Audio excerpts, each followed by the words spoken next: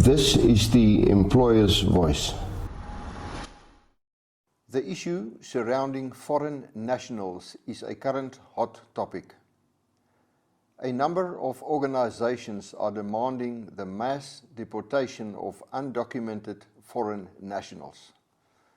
The government has responded with a finalized national labor migration policy, a revised white paper on immigration, and a plan to appoint 10,000 labor inspectors. Let me tell you why none of this will work.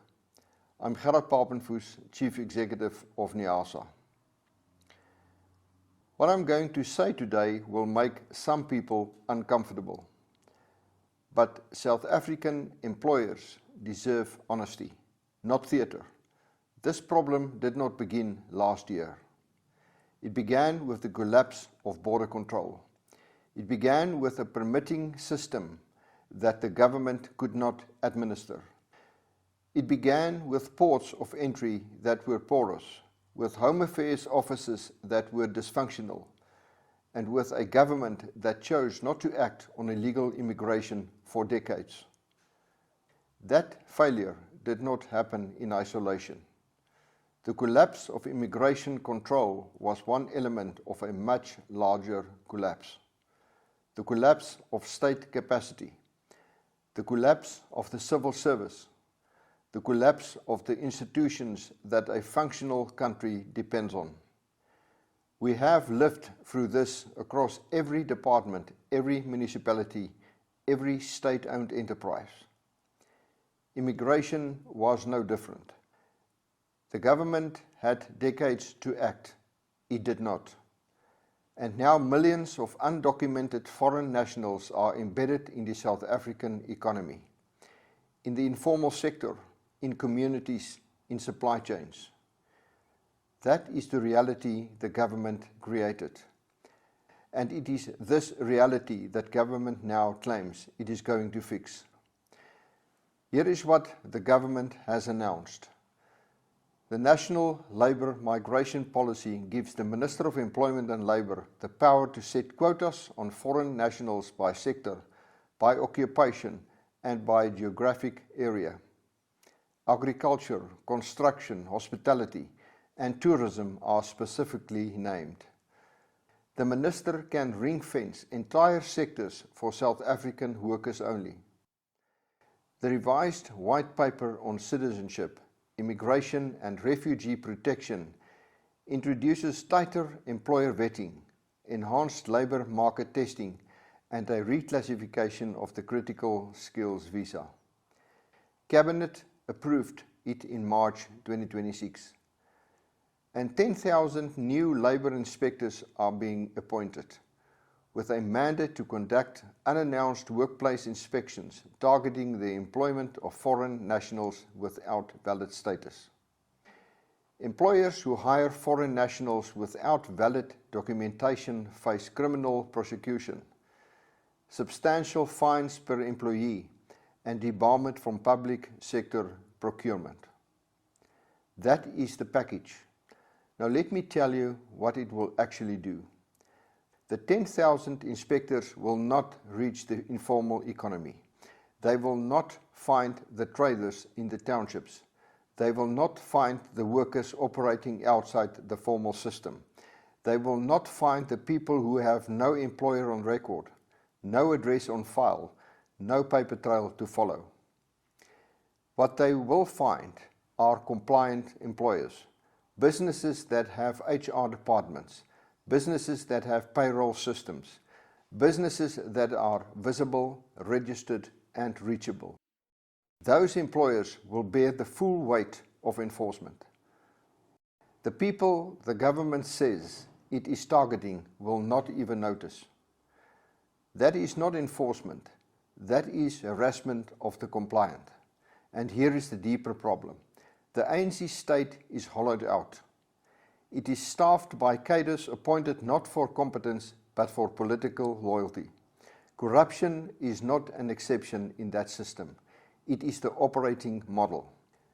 The same state that cannot collect refuse, cannot keep the lights on, and cannot process a passport application in under 6 months, is now going to conduct a complex multi-sector enforcement campaign against millions of embedded undocumented workers. That will not happen. The government does not have the enforcement capability. It is not a matter of resources. It is a matter of institutional capacity that has been deliberately destroyed over 30 years. You cannot rebuild that with a policy announcement. Let me say something that will also be uncomfortable. Many foreign workers who have established themselves in South Africa are reliable. They are hardworking. They are resourceful. Employers who have worked with them will tell you that directly. Why? Because they have no government backing them, no social grants, no sense of entitlement. They came here with nothing and they built something. That combination of reliability and resourcefulness has made them valued workers and, in many cases, formidable entrepreneurs in the informal economy. South Africa does not need new immigration legislation. They need the ability to enforce all legislation, including the immigration legislation that already exists. The Immigration Act already prohibits employing a foreigner without a valid work permit.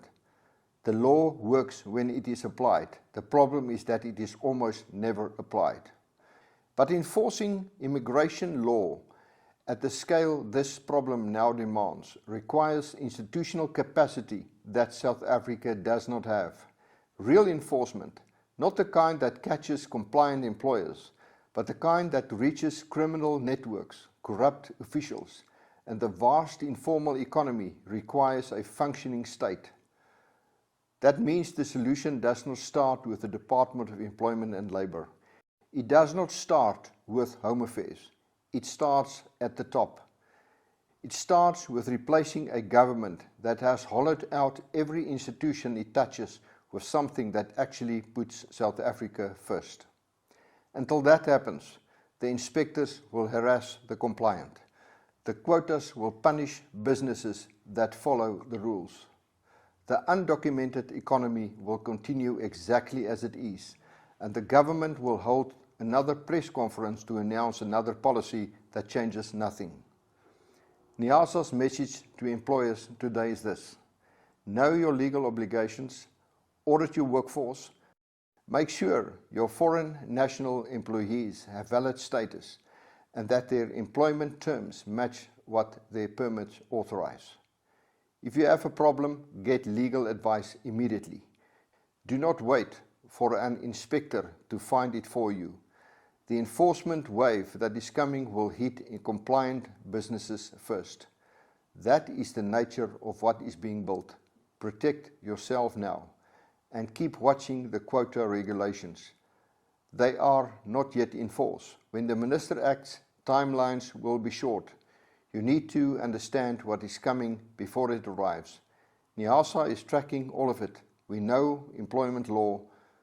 We know what your obligations are, and we will be here when the system comes for you unfairly.